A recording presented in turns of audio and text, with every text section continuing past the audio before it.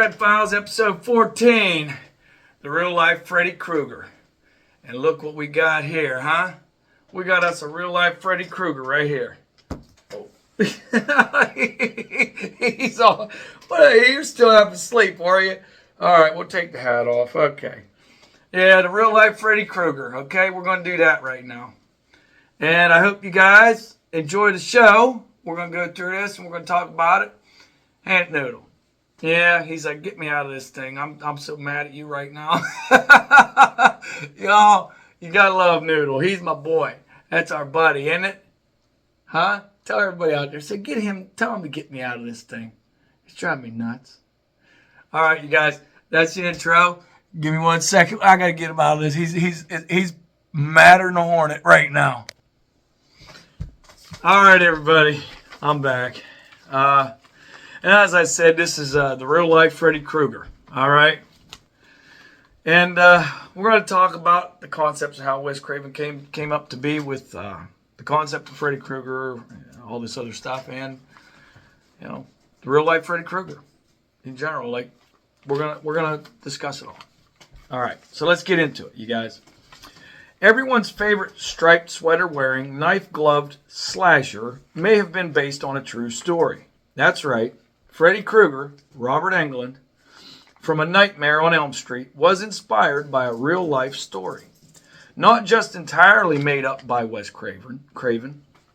Just when you thought the concept of Freddy Krueger infiltrating your nightmares and killing you in torturous ways couldn't be scarier, there seemingly was a dream killer wreaking havoc in the 1980s. A Nightmare on Elm Street is about a group of Midwestern teenagers who all are experiencing the same nightmarish fate a man named Freddy Krueger preys upon them in their sleep. Now, Krueger is a badly burned boogeyman who kills people in their dreams, which manifests into their deaths in real life. The only way to avoid falling victim to Krueger is to stay awake at any cost. Otherwise, 1, 2, Freddy's coming for you. There are 8 movies in the franchise, which includes one mashup of Worlds, Freddy vs. Jason. There's also a 2010 remake of A Nightmare on Elm Street, but we can let that remake die in our sleep. It's supposed to be a joke there, huh? Because of the success of the franchise, there's also a 4-hour documentary titled Never Sleep Again, The Elm Street Legacy. There was also a TV series titled Freddy's Nightmares, and almost a Fear Factor style reality show with Freddy Krueger as the host titled Real Nightmares. The legacy of Freddy Krueger is one of the most popular in the history of horror, and legacies never die. So how did the sarcastic and sadistic child murderer come to fruition? The LA Times can be thanked for that. The real-life inspiration behind A Nightmare on Elm Street, surprisingly enough, Craven started writing horror scripts without ever seeing a horror movie first. In Vulture's oral history of A Nightmare on Elm Street, Craven said that he was struck with inspiration for the Dream Killer when he found an article in the LA Times. The article was about a Cambodian family coming to America to escape mass genocide in the killing fields. They made it to the U.S., and all was fine until the boy in the family was terrified to sleep because he felt that if he slept, he would be killed by something chasing him. He forced himself to stay awake for days at a time, and eventually he died in the middle of a nightmare. This became the basis for A Nightmare on Elm Street. Craven told Infantastique magazine that it also wasn't the only article that he saw there. There were 3 other articles about unexplained deaths, and of those from Laos, Cambodia. None of the articles connected the deaths together, even though they were all eerily similar. The last of the men dying in their sleep was found with a Mr. Coffee Maker in his closet and discarded sleeping pills that he never took. This isn't the first case of the Southeast Asia refugees dying in their sleep, however. Many young men in the country of Laos were falling asleep to their deaths due to a fatal ailment. This was eventually named Sudden Unexplained Nocturnal Death Syndrome, or SUNDS, S-U-N-D-S. The ailment affected young men between the ages of 20 and 30 from the Hmong ethnic group who were persecuted in Laos after they were recruited by the CIA and agreed to fight the North Vietnamese in the Vietnam War. Between 1978 and 1981, there were 13 nocturnal deaths of Hmong young men recorded. According to the LA Times, 98% of those deaths occurred between 10 p.m. and 8 a.m. During the year 1981, 26 total Hmong men died for the same reason. Many victims were found dead, but if medics arrived on time, the men were found with their hearts contracting obscenely fast. Now, there has been a lot of speculation on what could possibly be causing SUNDS. Some doctors suspected poor diet, as the longer the refugees were living away from camps on the killing fields, the more likely they were to live. Others suspected it could be due to exposure to chemical nerve agents during the Vietnam War, but that was dispelled quickly. In an LA Times article, a medical examiner mentioned that if it were a chemical agent, it doesn't make sense that it would affect only men and only during a specific time frame in the evening. Some Hmong members felt they were being punished by spirits for leaving or abandoning their homelands. SUNDS is still unexplained to this day. Although it is not yet known what causes SUNDS, it is believed to be a genetic disorder and has been observed most frequently in South Asian communities. Given that a mere glance at a single newspaper headline inspired Craven to create the horror icon behind many films, it shouldn't be surprising that in the communities who have experienced SUNDS directly, similar tales have been told. Many of these go back generations, though they have been the inspiration for contemporary horror as well. In the Philippines, where SUNDS has caused the deaths of many young men, the mysterious ailment is unofficially known as bangungot. This loosely translates to cursed dream in Tagalog, the most commonly spoken language in the Philippines. In folklore, the bangungot is a vengeful female spirit that suffocates men in their dreams.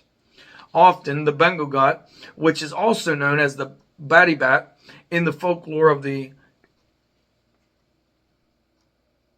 Ilocano people of the northwestern Philippines, dwells in trees and attacks those who make their homes or their beds out of the wood of her tree.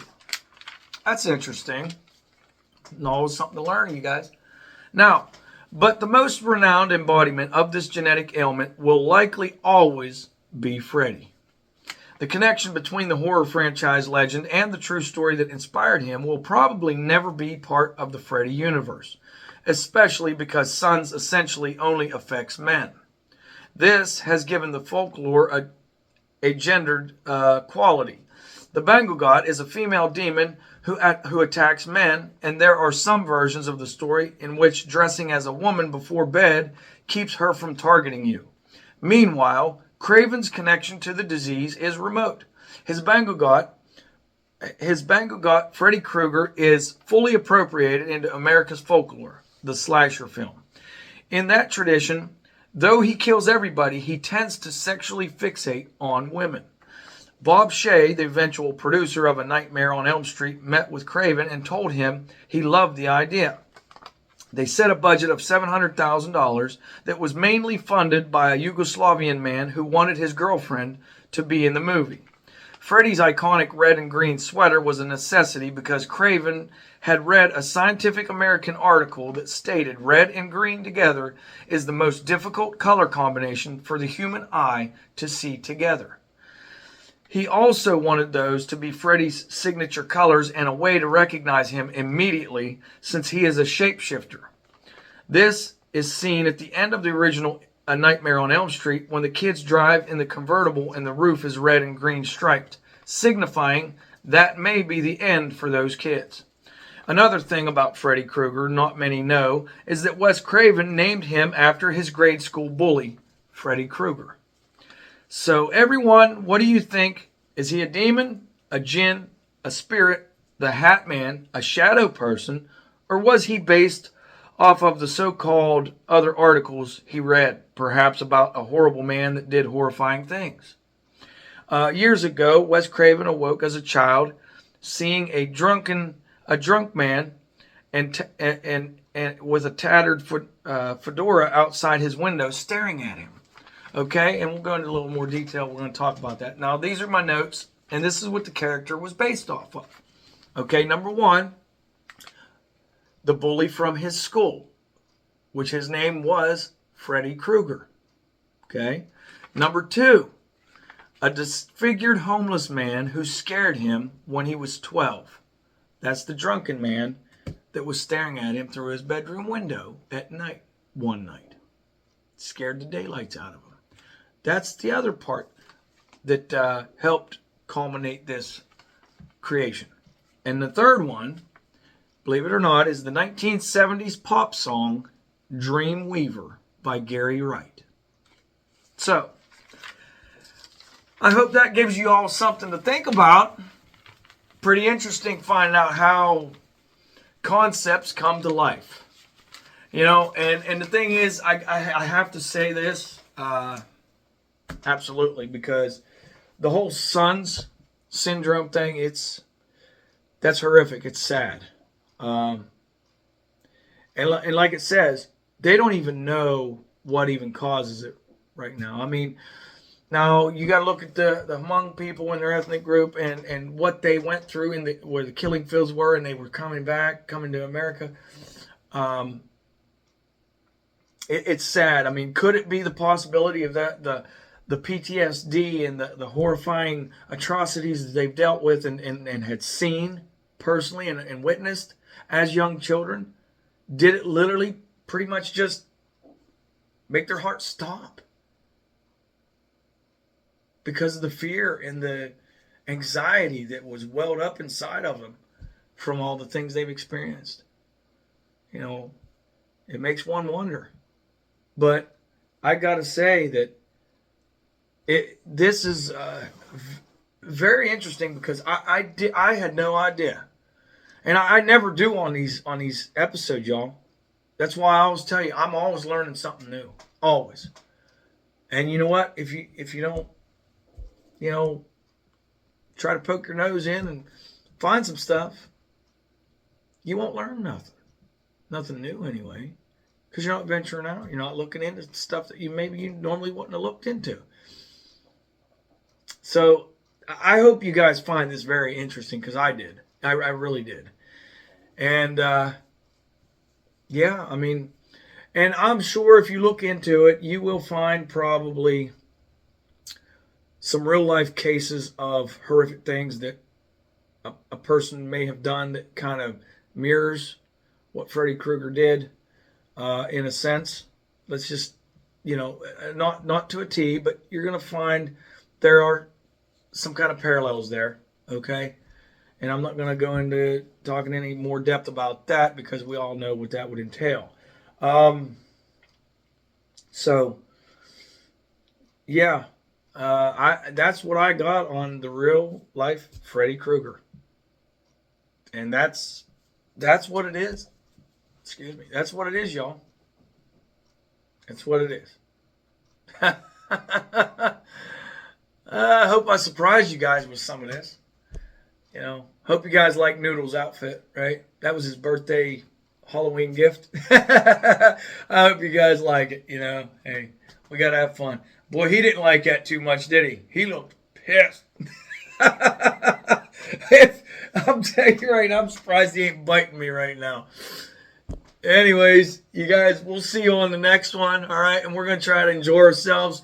I'm going to try and get some more stuff out here for you guys before the month's completely over.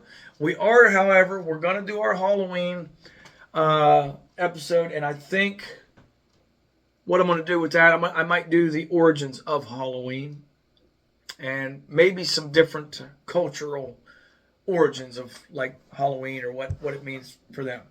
I'm still debating it, but we'll see. I don't want to run it over too long. I know some of my episodes do get pretty long, and I really don't mean for it to get too long and boring or whatever. But if you have comments on anything to make me improve, help me improve my stuff, let me know. Feel free. I take criticism. Hey, that's the only way you're going to grow in life. If you can't take criticism, you ain't going to grow. You're not going to learn from your weaknesses and make it a strength. It's that simple. But anyways, you guys, well, thank you for coming back to the Trading Post. And if you're new here, welcome to the Trading Post family. And as we always say on this channel, at the end of every episode, live, laugh, and love. Because tomorrow isn't promised to anyone. You have a great evening, great day, whatever time, day, or night it is. Love you, my Trading Post family. And those who aren't, who knows, maybe one day you might be. But we see you as family anyway. Have a good one. Later.